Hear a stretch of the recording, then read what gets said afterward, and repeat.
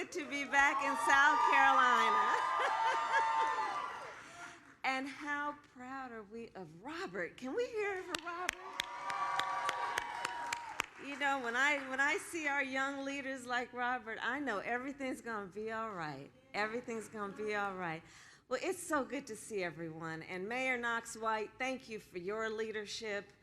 I also want to thank our great friend and the great leader, Majority Whip Jim Clyburn, who couldn't be here today, but I did ask him for a visa, a passport, a permission slip to come in, and he said okay.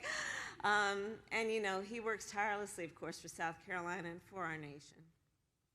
And of course, thank you to South Carolina's NAACP and all of our volunteers who are here today. Thank you. Thank you. I am here to thank you on behalf of President Biden and myself, because the work you all are doing to get South Carolina vaccinated is some of the most important work that any leaders can do right now. And you know, when you think about it, the act of getting folks vaccinated, isn't that the very essence of what we mean when we say act in a way that is a projection of love thy neighbor? That's what this is about. Love thy neighbor. And we know, the good book tells us, that neighbor may be somebody you recognize who lives next door, or it may be the person you meet on the street. A new friend who previously was a perfect stranger, but who in a civil society, in a good society, we say, we see you, we hear you, we care about you. And as an extension of the love of ourselves, we will support you. And so that's what we're doing right now. That's what we're doing. It is an extension of love thy neighbor to say that when we get vaccinated and make sure everyone we see or know gets vaccinated, it's not just about protecting ourselves. It's about protecting our family and protecting our friends.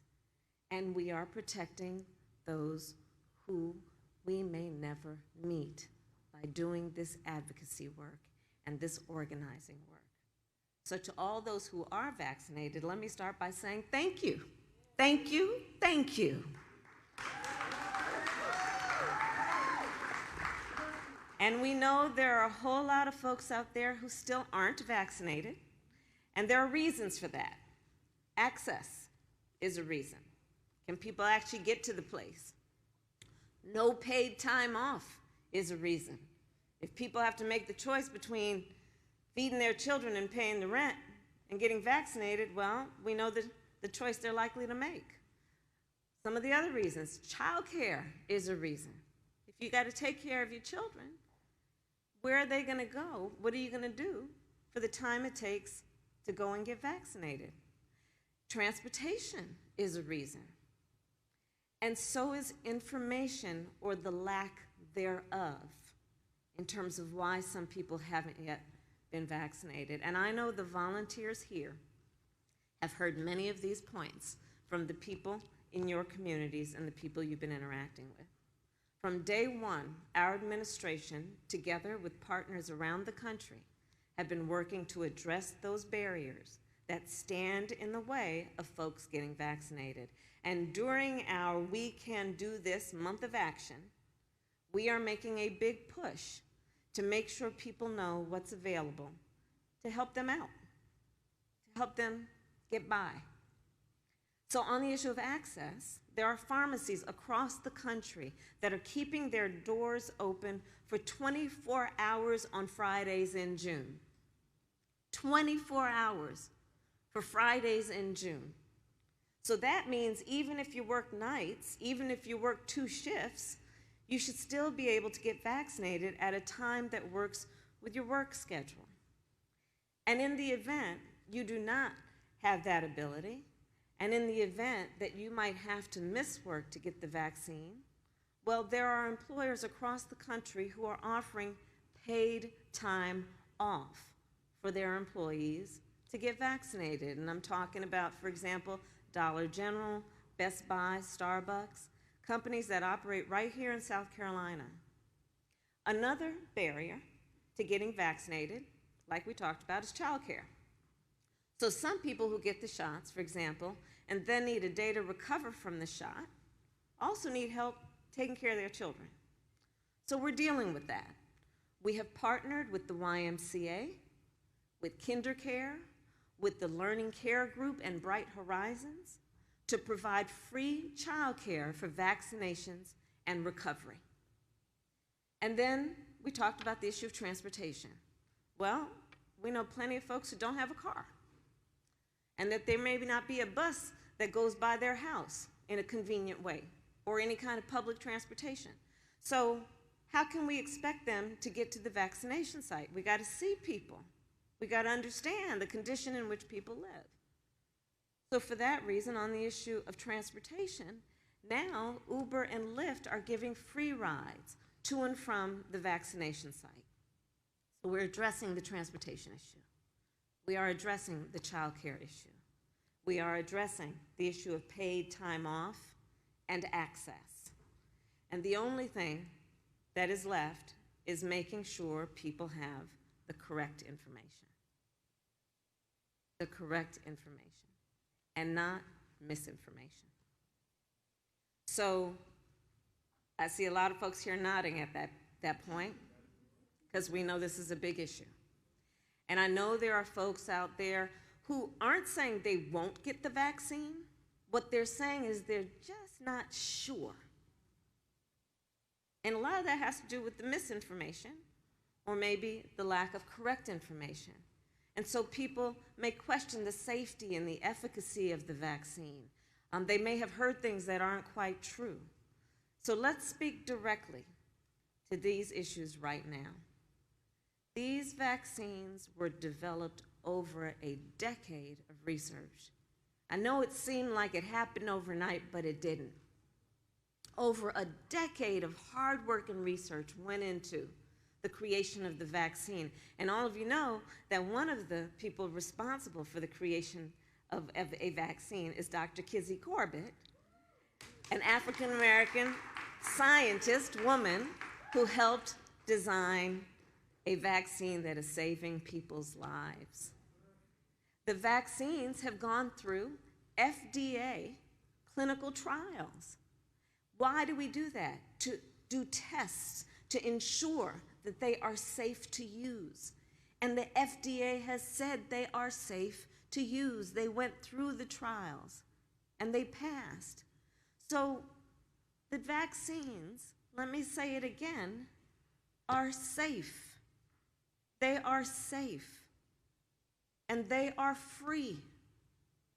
And they are effective. And it is that simple. If you are vaccinated, you are protected.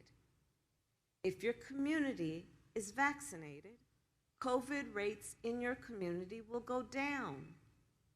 You know, I got my second shot back in January, and I'm so glad I did. You know, and yeah, I felt a little off for a few hours the next day, but after that, I was fine. Who knows what I'm talking about, right? Right? You know, you felt a little off right after or the next day, but then you were fine. And then you knew you were protected. Then we knew we were protected, and what a great feeling that was.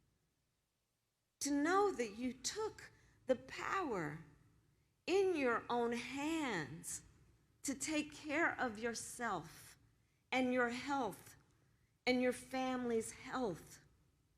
And that's another part of this, to remind people they have the power to make a decision about their well-being, about their personal health. Nobody can make that decision for them, and nobody can take that decision away either. So that's part of what we have to remind folks. And for those of us who got the vaccine, we know, look, now I can stand here with my mask off and have this conversation with you. And most of you can do the same with me, right? And so that's the trade-off. That's the trade-off, feeling a few hours of feeling a little under the weather versus risking your life, risking the life of your loved ones. And I'd say, given that balance, it's 100% worth it. So South Carolina, we need you to urge everyone you know to roll up their sleeves and get vaccinated. Let everyone know it's for yourself, it's for your family, it's for your community. And if you still have questions about the vaccine, that's okay too. We have answers. You can get all the information you need at vaccines.gov. Yes, I brought a website, vaccines.gov, and you can find a place to get vaccinated. So you look up the locations near you so you can find the place where you can go and get vaccinated. You know, we have come so far as a nation. 5 months ago, just think about it, 5 months ago, we were averaging 185,000 new cases per day. 5 months ago. Today, COVID-19 cases are at their lowest point since the start of the pandemic. Deaths, right? But that's because of the work. That's because of the work everybody has been doing. Deaths from COVID-19 have fallen by 90% from the peak. Small businesses are reopening.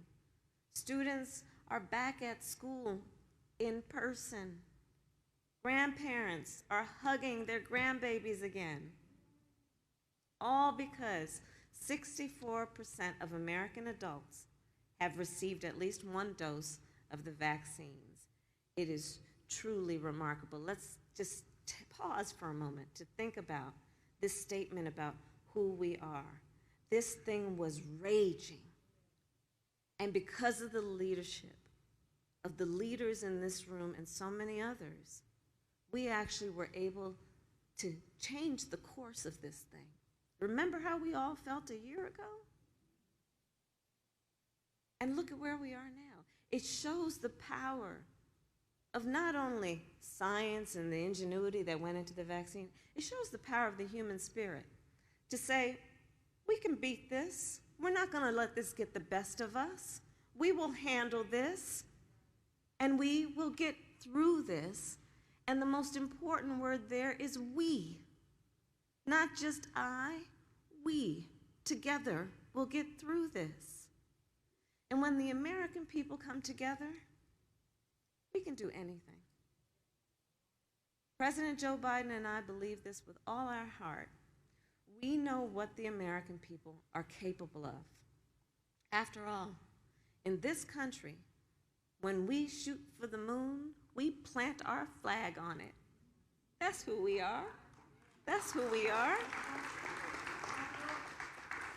And so from the very start of our administration, yes, we set ambitious goals. We said we would get 100 million shots in arms in 100 days.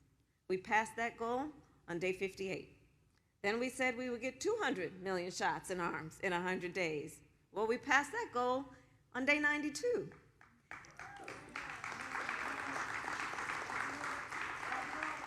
Then President Joe Biden said that we would work to get 70% of American adults at least one shot by the 4th of July. And during this month of action, of which we are all a part, we are working to meet that goal. And that's why I'm here to, first of all, again say thank you, and to let you know in person, we need your help. We need your help. Across the country, Americans are getting the word out. Volunteers like you are going door to door and making phone calls and sending text messages to help their neighbors find a place to get vaccinated. We have hundreds of organizations and thousands of volunteers that are involved in this effort, and I want to thank South Carolina's NAACP and all of you for stepping up. Thank you for keeping your community safe. Thank you for this act of service to your country. I believe we can do this. I believe we can get America vaccinated. I truly do. And it all comes back to that point. Why? Well, because we believe in the importance of love thy neighbor. We believe in the importance of love thy neighbor. And I'm going to tell you, I've been traveling the country. I've met people all over our country, and here's what I know and here's what I see. At our best, and when we are strong, it is because Americans look out for each other. Americans care for one another. Americans love our neighbor, and in a perfect stranger's face, we see a friend. That's who we are when we are at our best. And for that reason alone, Americans are going to keep getting vaccinated. We can do this, America. Together, we can do this. I thank you, Greenville. I thank you, South Carolina. May God bless you, and may God bless America. Thank you all.